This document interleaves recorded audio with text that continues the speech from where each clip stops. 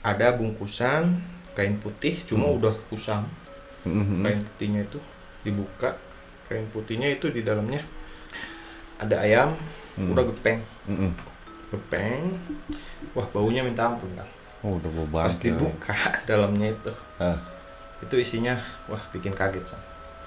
Ada paku, ada jarum, ada beling, ada silet, pokoknya benar-benar tajam. Ada juga bunga-bunga sebagainya. Tapi bunganya itu masih utuh. Saya nih ngeliat ada batu aneh, kan. Batunya itu mirip buah asem. Sama WC di belakang itu kan. Begitu dia keluar dari WC, buka pintu, dia melihat nenek-nenek sama anak kecil dari arah dapur tempat cuci piring. Nah, yang bikin seremnya lagi, kata si Opan ini katanya badannya cuma setengah.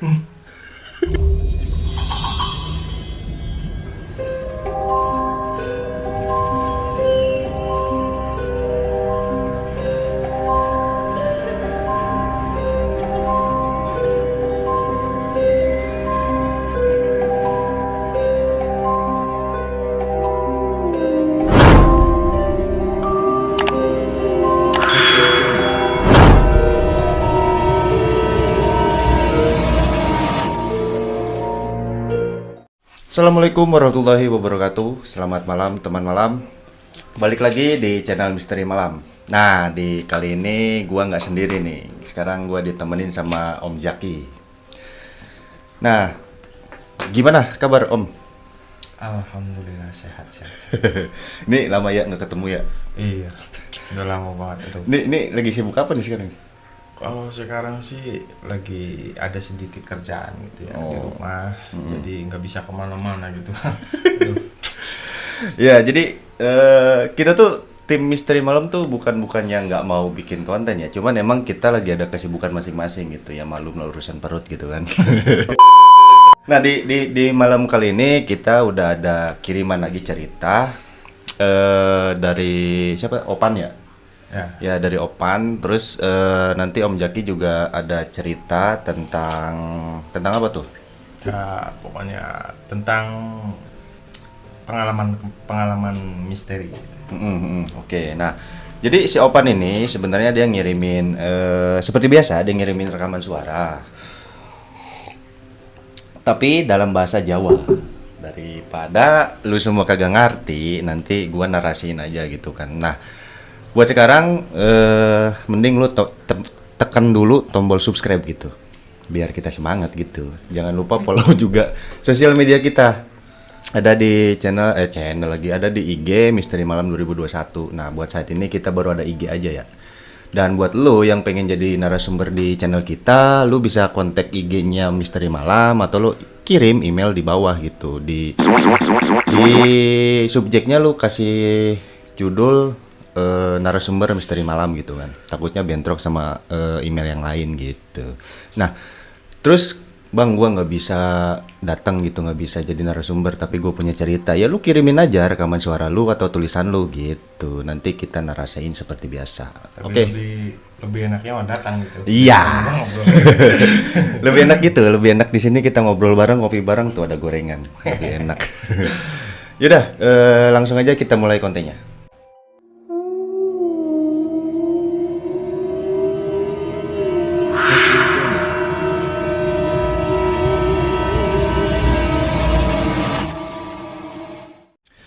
Oke, yang pertama ini gue bakal narasiin kiriman dari teman malam yang namanya Opan gitu kan.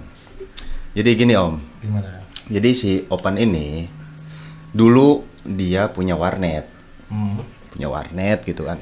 Nah, jadi di warnetnya itu dia tuh buka 24 jam. Nah, 24 jam. Di malam-malam itu emang masih ada yang main. Waktunya masih malam gitu kan. Nah, si yang main ini kan masih ada yang main tuh di warnetnya gitu kan. Terus dia tuh kayak ngelihat anak kecil gitu kan. Si yang apa namanya, yang rental warnetnya itu. Dikiranya itu anaknya si Opan gitu. Padahal anaknya si Opan itu di rumah, nggak di warnet gitu. gitu. Berarti yang lihat itu temennya? Iya, temennya yang lagi ya konsumen lah. Konsumennya lagi main gitu, ngeliat anak kecil lari-larian, nggak taunya itu bukan anaknya. Berarti anaknya mah di rumah. Di rumahnya. Nah, setelah itu katanya besoknya si Opan itu kan dia tuh punya pohon mangga tuh.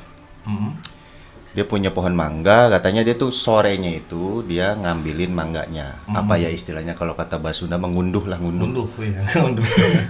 Ngunduh. Panen ya. Panen mangga gitu kan. Nah, udah panen, otomatis kan diwadahin tuh pakai karung ya. Karung diikat gitu kan. Disimpanlah di ruangan tengah gitu kan. Di ruangan tengah dia senderin di tembok. Senderin di tembok.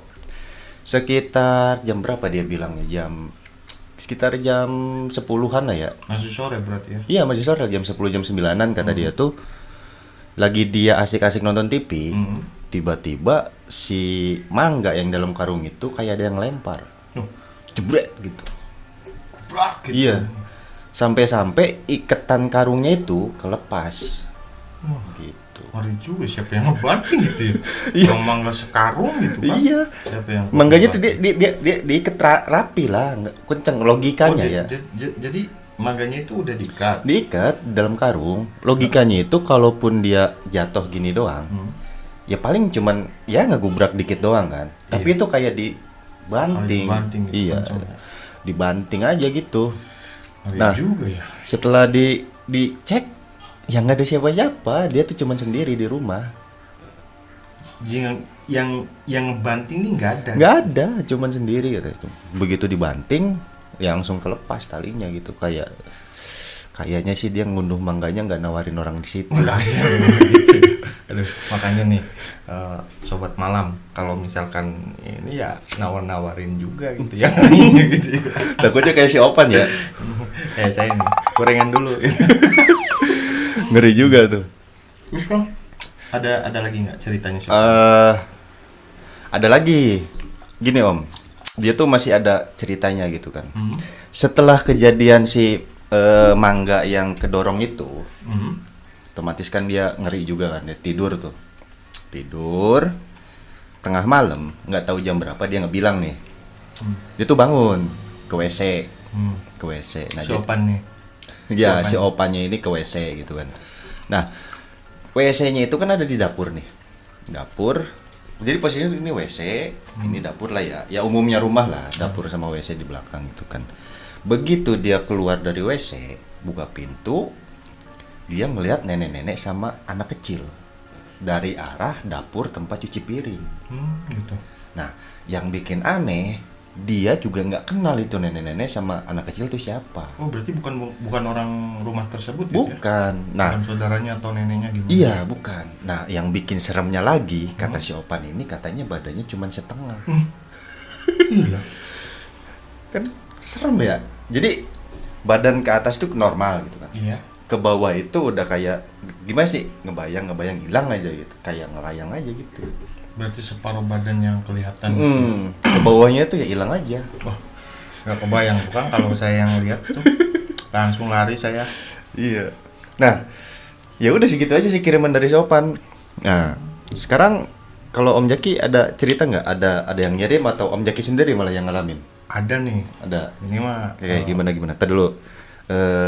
Cerbut kopi dulu.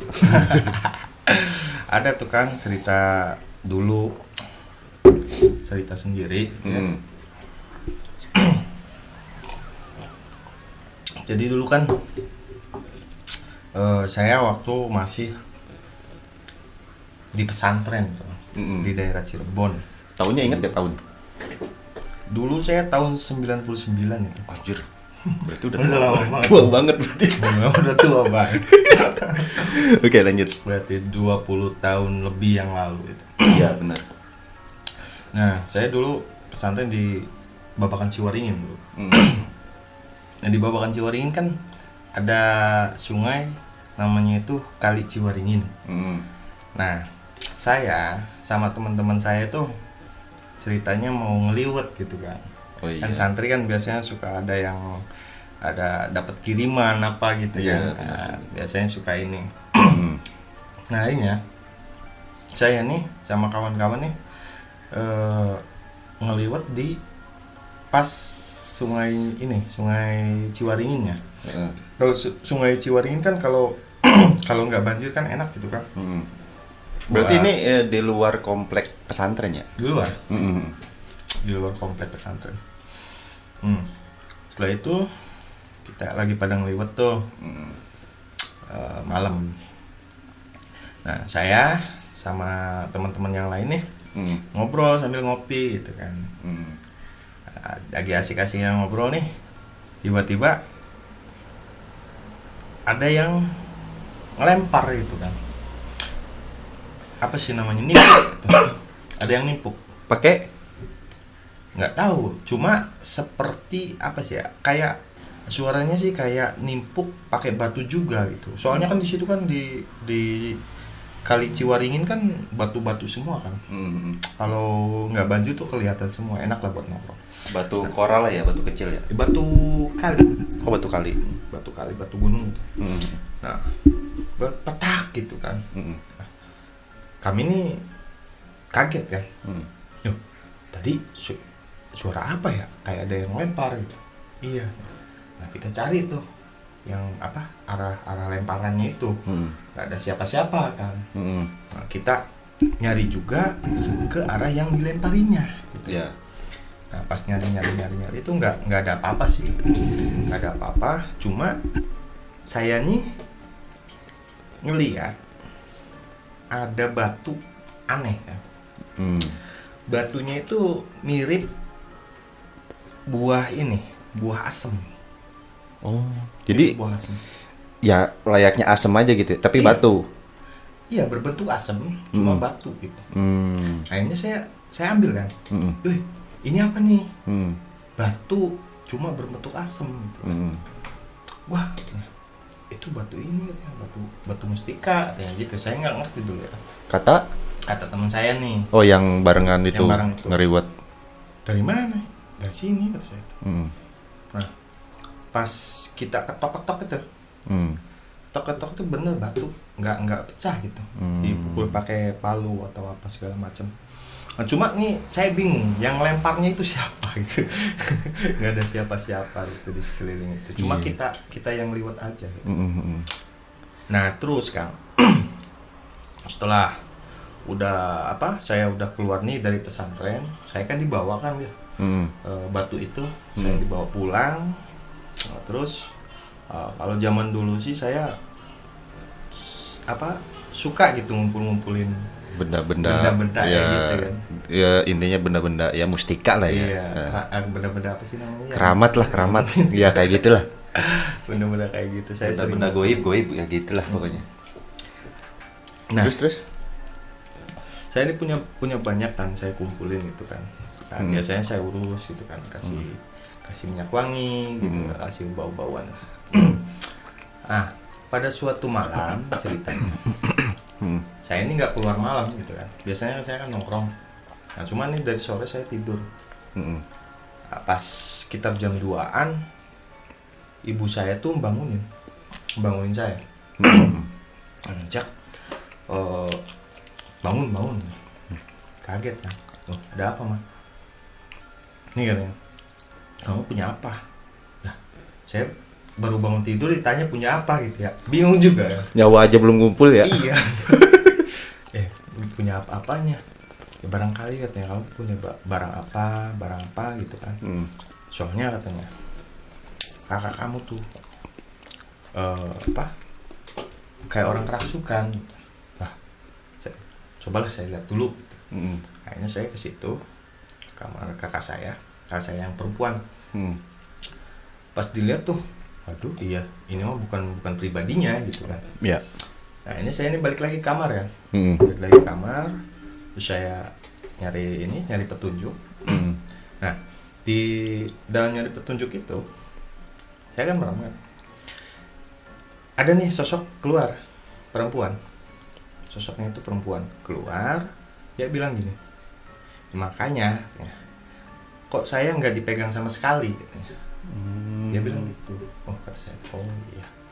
Ternyata sosok itu kalau kata orang bilang sih khodam dari si batu itu. Si batu yang kayak asem itu. Iya, itu dari situ. Akhirnya saya kasih nih.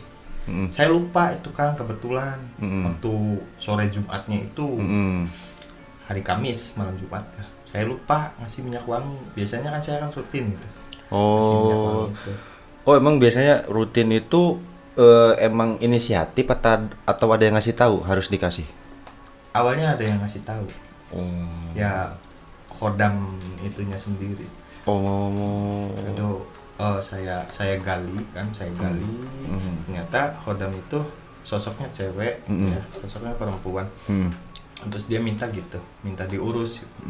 Pada waktu itu saya lupa ngasih minyak wangi. Akhirnya mungkin ya dia ngasih tahu lewat kakak saya itu. Nah, terus saya kasih minyak wangi. Nah, terus alhamdulillah kakak saya sadar itu.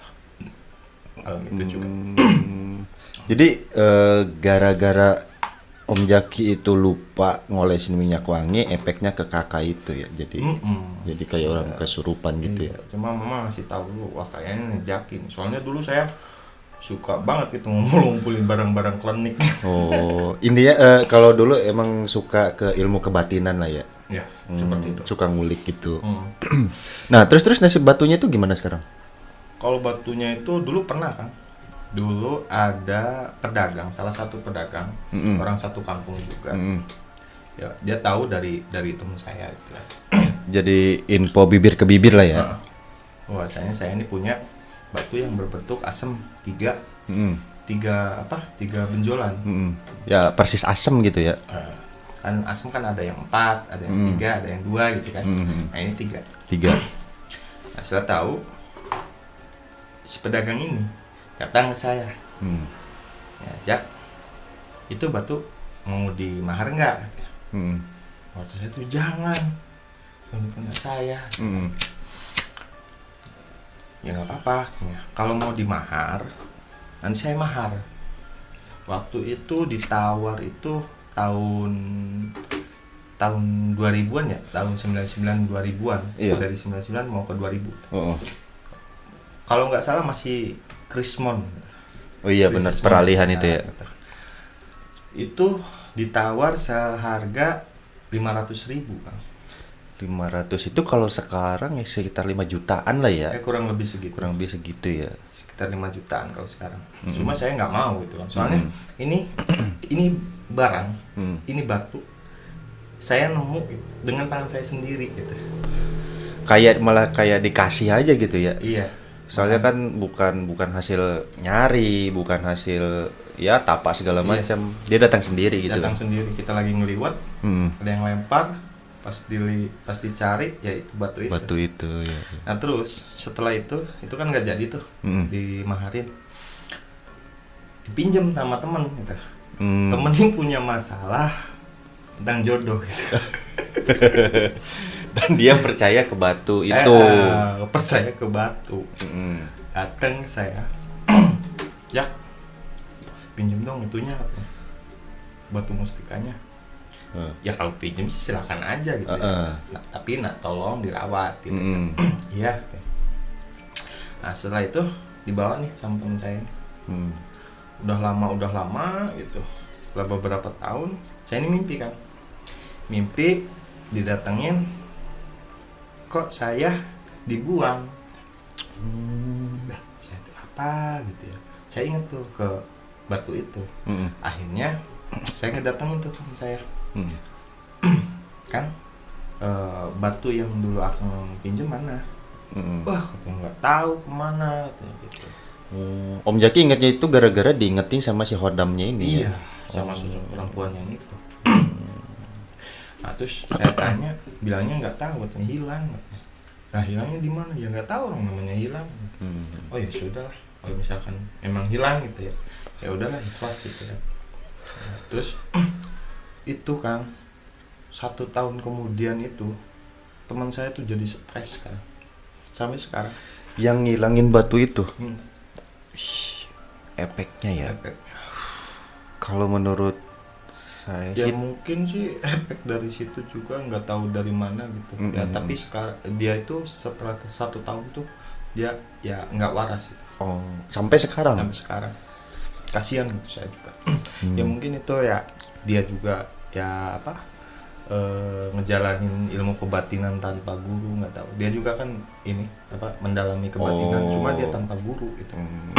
Nah, jadi gini teman. Fungsinya guru dalam ilmu kebatinan itu, jadi gimana ya Om ya? Jadi kalaupun ada sesuatu yang nggak beres gitu, si guru ini bisa sedikit banyak membantu ngobatin gitu ya. Iya. Istilahnya gini Kang, kita ini kalau misalkan belajar ilmu itu pasti dari dasarnya dulu, ya kan? Kayak halnya kita nerima tamu, ya kan? Itu lantai itu kan harus dikasih samak dulu gitu kan? Ya. Kasih samak dulu, betul. Nah dikasih hidangan baru ditempatin ya, duduk. Nah, betul. Gitu. Kalau misalkan nggak ada guru, sama halnya kita duduk sama tamu itu tanpa alas. Ya alas sekali. Ya intinya nggak ada yang jagain lah. Bisa di bawahnya itu ada tai ayam. Gitu. Benar. Jadi intinya kalau menurut pengalaman Om Jaki itu jangan sembarangan mempelajari ilmu kebatinan. Iya, apalagi dari buku. Iya. Udah banyak contohnya. Dari buku, dari katanya gitu kan. Kan banyak. Apalagi sekarang dari Google. Nah, YouTube juga. Apalagi katanya kan. Katanya gini. Nah, itu jangan ya. Jangan. Harus benar-benar emang ada gurunya gitu kan. Iya. Kadang kalaupun ada gurunya kitanya nggak kuat, ya bahaya juga ya. Bahaya juga. Cuma kan kalau ada gurunya, kita itu bisa minta tolong ke guru si kita. Guru ini ya. Kalaupun ada masalah. Oke. Terus batunya itu ya udah hilang aja gitu ya. Udah hilang. Dan si yang ngilanginnya itu sampai sekarang ini. Sampai sekarang kasihan saya juga. Tapi masih hidup ya? Masih. Oke. Nah terus ada lagi nggak? Ada Kang. Cuma ini pengalamannya itu beda ya. Kalau yang udah kan ketemu sama makhluk-makhluk gaib gitu ya. Kalau ini sih ya sekitaran tahunan itu juga. Di tahun yang kurang lebih sama ya? Iya sama. Saya dulu kan ya ngulik apa sih ilmu kebatinan gitu ya, zaman dulu pas muda-mudanya gitu. Iya. Masa zaman dulu kan ya ngetren banget gitu ya. Iya benar. Di kalangan anak muda gitu. Iya. Nah saya ini ngulik kayak gitu kan. Nah suatu saat saya ini diminta tolong sama saudara saya yang kena guna-guna gitu. Nah, saudara saya ini cucunya nih datang ke rumah. Om minta tolong katanya. Minta tolong apa? Itu emak katanya. Emak kenapa emang emaknya? Ini katanya kayak surupan. Oh ya udah nanti saya ke sana. Nah akhirnya saya nih ikut kan ke sana ke rumahnya. Udah sampai situ saya lihat, padahal nih suaminya orang bisa.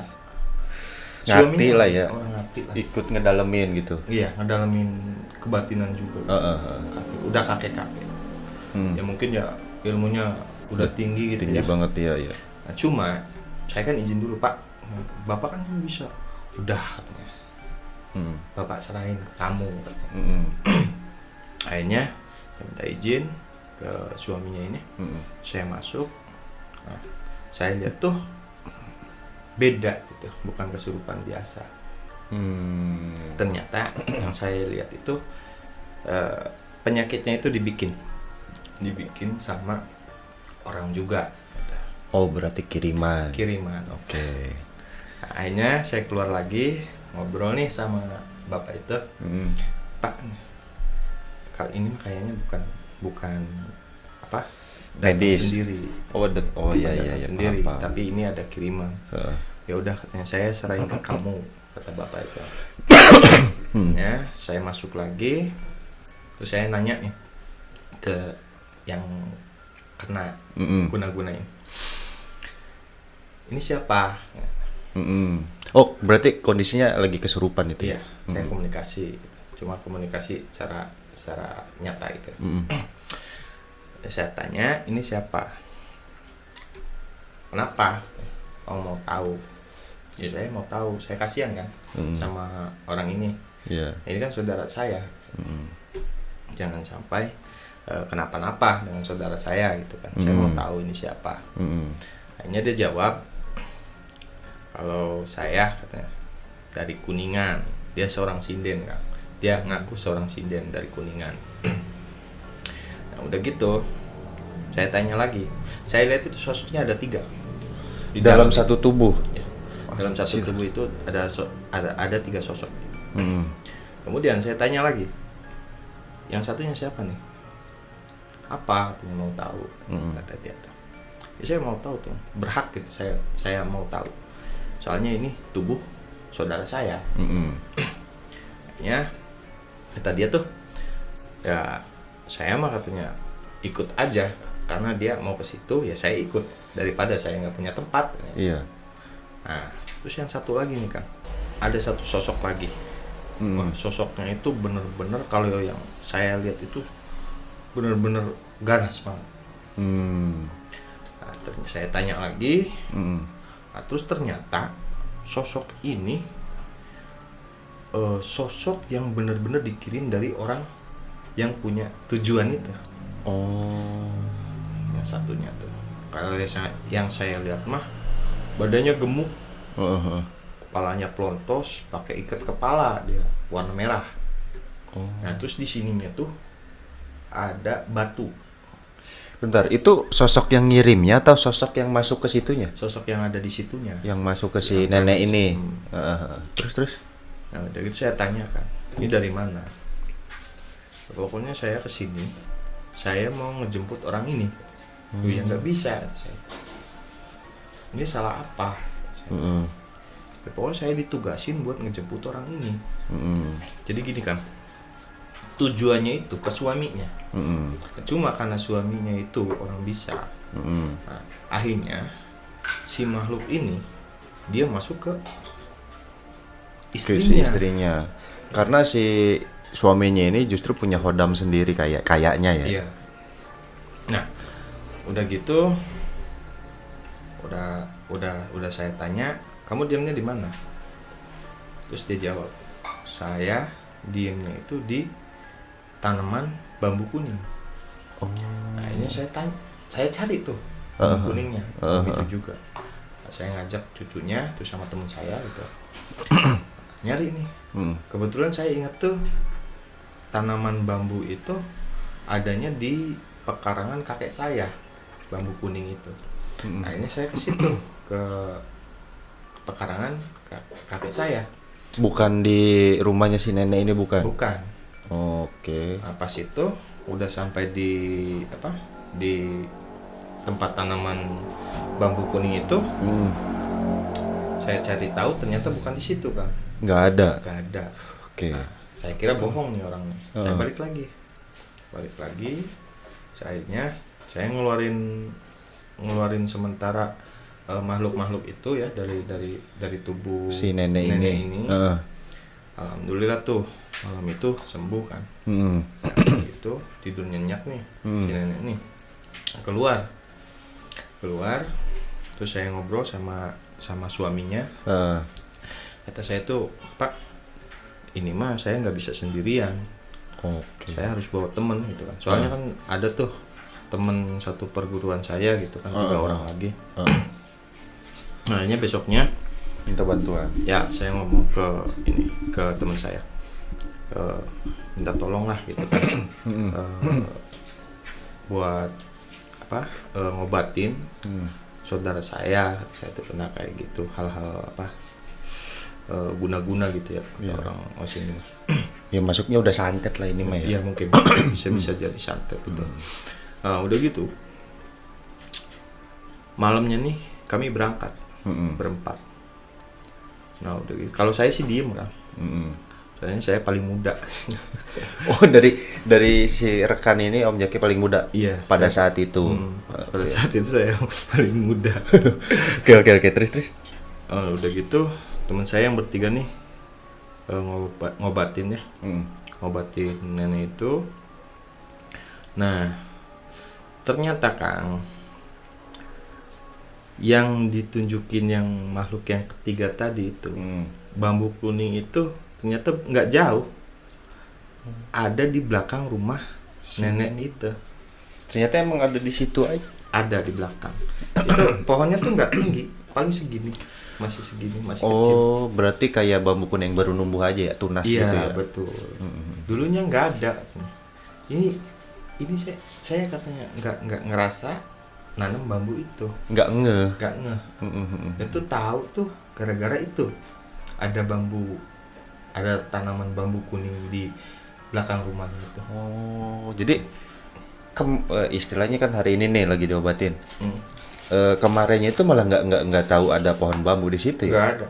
Pas kita cari ternyata ada di belakang. Yang lihat teman saya. Ada yang di belakang. Pas dicari ke belakang ada. Akhirnya si bambu itu dikeduk kan. Dikeduk, diambil tuh. Diambil, dibawa. Nah, yang bikin lama itu nyari barang yang dikirimnya kan. Kalau kata orang sini bilang melebon ya, Lelebon. Oke. barang yang dikirimnya. Nah, yang bertiga nih, kawan saya nih pada bingung, nggak tahu di mana. Itu saya tanya, ini apa lagi? Ini katanya cari lelebonnya di mana? Emang pada nggak lihat gitu. Saya tuh lihat kan lelebonnya itu. Dari yang ketiga orang ini Om Jaki doang yang lihat. Iya, itu orang ada kan di situ kata saya tuh. Jadi rumah kan gini kan. Iya. Ini rumahnya yang Si nenek ini. Nah ini ada rumah lagi Di belakangnya. Nah nenek ini tuh aslinya rumahnya di sini. Cuma Yang dia depan. kalau orang sini bilang mah kalau sakit terus kan tertirah gitu kan. Tertirah ke sini. Oh iya. Nah kata saya itu ada di dalam. Di mana? Ayo saya tunjukin pas di tempatnya di kamar gitu ya. Ada kamar nggak kepake gitu. Oh Ini di dalam? Di dalam. Ditanamnya tuh di dalam. Tuh di sini. Coba gali. Akhirnya digali tuh sama anaknya. Sama anaknya nenek ini. Yang cowok 2. Oke. Digali udah dalam. Pas agak berapa meter gitu ya. 70 setengah meter lebih lah gitu ya. Sekitar 70 sentian lah ya. 70 sentian. Itu ada bungkusan kain putih cuma udah kusam. Kain putihnya itu dibuka. Kain putihnya itu di dalamnya ada ayam. Anak ayam cuma udah agak gede, apa sih namanya? Pitik itu kecil ya. Gede, yang gede laginya itu. Iya. Ya tapi masih anak ayamnya gitu ya. Kalau orang sini bilang mah ayam pemanggang. Oh ya paham. Oke. Nanggung gitu. Ya. Gede enggak, kecil enggak gitu kan. Ada ayam udah gepeng.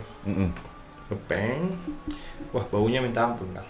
Oh, udah bau banget. Pas dibuka dalamnya itu. Itu isinya wah bikin kaget, Sang. Ada paku. Ada jarum. Ada beling. Ada silet. Pokoknya benar-benar tajam. Ada juga bunga-bunga sebagian. Tapi bunganya itu masih utuh. Si bunganya itu malah utuh. Bunga apa itu? Nggak tahu tuh, kayak cabe bunganya itu. Ada kayak cabe, cuma kuncup gitu, masih kuncup. Oke. Nggak tahu apa melati atau apa. Cuma, warnanya? tapi nggak ada baunya. Putih. Putih ya? Putih ke hijau-hijauan gitu. Oke. Mungkin Apa lebih ke hijau melati putih, kali ya. Mungkin melati. Udah gitu, jatuh ini gimana nih? Ya udah katanya bakar. Akhirnya pohon bambu yang kuning itu sama lebonnya itu kami bakar ya. Alhamdulillah setelah itu nenek itu sembuh.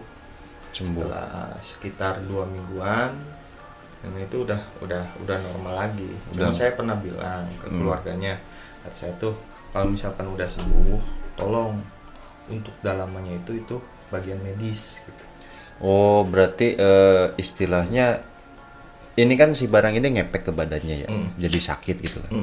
Nah, yang bikin sakitnya itu udah dicabut, ya, tapi si penyakitnya itu sisa-sisa lah ya. Efek dari si itunya masih ada. Masih ada. nggak bisa kita nyembuhin gitu. Karena istilahnya udah luka lah ya. Ya itu mau urusan medis. Saya bilang itu ke keluarganya, kalau kata saya tuh ini mah bagiannya medis, bukan bagian kita. Kita mah cuma yang hal-hal yang gaibnya aja. Yang nambah parahnya udah dihilangin lah ya. Iya. Nah, akhirnya tuh keluarganya tuh nggak ngedenger apa yang diomongin, nggak ngegubris gitu. Dianggapnya udah sembuh aja gitu. Iya, udah aja nggak dibawa ke rumah sakit. Nah, setelah 1 bulan kemudian nenek ini jatuh sakit, sakit biasa itu, sakit biasa mungkin lepek gitu ya. Kemudian nggak lama ya meninggal. Jadi emang kalau udah sangkutan ke medis susah juga ya Susah nyembuhinnya. juga. Kita hanya ngilangin hal-hal yang gaib doang gitu kan. Kalau misalkan bekas itu mah, kalau kata saya sih ya itu mah memang benar-benar urusan medis itu. Iya, karena emang sebenarnya nyebabinnya mah udah hilang. Udah hilang. Cuma itu sisanya itu ya efeknya. Nah, itu infonya itu perkara apa tuh? Tapi nggak tahu ya. Nggak tahu sih, kayak katanya persaingan bisnis dagang. Dagang ya. Masih ada aja orang yang tega kayak gitu ya. Tapi ya pada masa itu. Pada masa itu. Kalau sekarang sih ya nggak tahu juga sih. Ada mungkin, cuman ya walau alam lah ya. Saya juga udah lama nggak bergelut di dunia kebatinan. Udah lama saya nggak ini. Okay. Soalnya setelah udah punya keluarga itu ya udah aja nggak bisa gitu bagi waktunya gitu. Alasan urusan perut. Tapi keluarga si nenek itu nggak ada yang kenal lagi ya, cuman si nenek itu aja. Ya syukurlah. Ada lagi nggak? Udah aja ya, nggak ada ya.